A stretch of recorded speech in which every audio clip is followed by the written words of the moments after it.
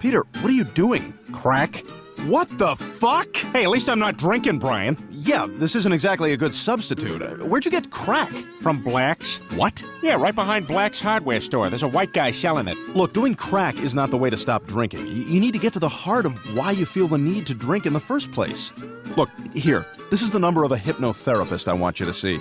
All right, Brian. Good.